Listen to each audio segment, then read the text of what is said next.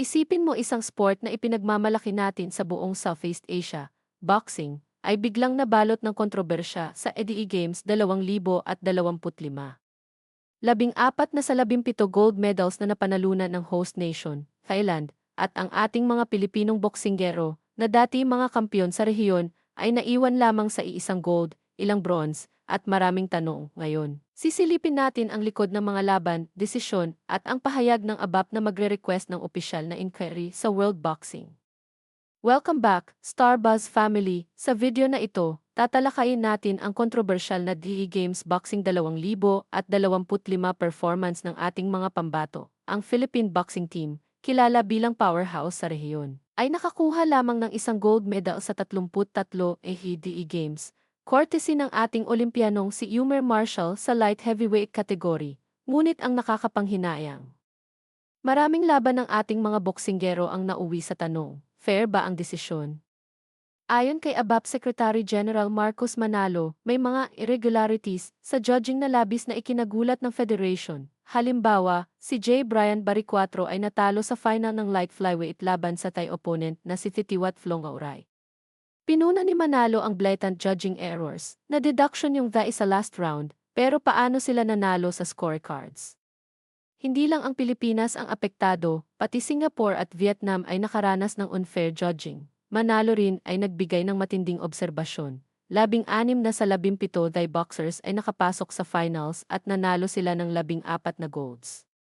Magagaling sila, pero may pattern na nagpapakita ng irregularities.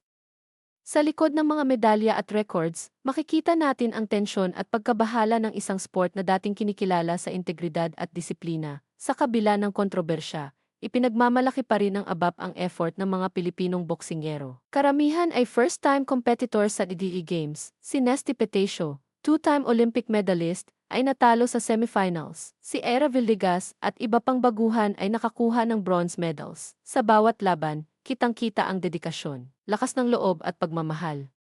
Sa bayan, maraming fans ang nag-react sa social media. Nakakalungkot pero proud kami sa effort nila. Hindi puro talo, nakita natin ang puso ng ating mga atleta. Ang heartbreak ay naroon, ngunit ang pride at inspirasyon ay higit pa.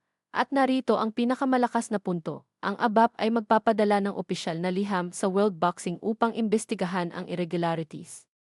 Ang liham ay maglalaman ng video at score analysis, layunin. Malaman kung may bias o incompetence sa judging, at maiwasan ang ganitong insidente sa Olympics 2028 sa Los Angeles. Manalo mismo ang nagbigay ng matapang na mensahe, hindi tayo nagrereklamo lang.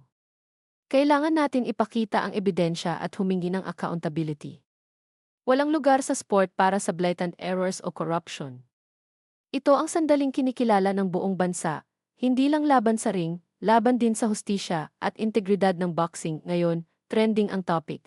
Fair ba ang AFE Games 2025 boxing? Fans mula Pilipinas, Russia, Japan, Germany, lahat nag-react. Shocked sa results, proud sa effort ng ating boxers, curious sa magiging desisyon ng World Boxing ang susunod na mangyayari. Pagsusuri sa judging, mga reforma sa Philippine Boxing Training at Coaching, pag-prepare para sa Olympics 2028. Kung may natutunan tayo sa insidenteng ito, eto yun, puso, dedikasyon, at integridad ay laging higit sa medalya. Mga kagosip, kung gusto ninyo ng inside look sa kontrobersya at inspiration ng ating mga athletes, panoorin ninyo hanggang dulo. At syempre, welcome back, Starbuzz family, dito sa channel na to, hindi lang tayo nanonood ng buhay. Use you feel like stay inspired. Stay proud. Stay emotional.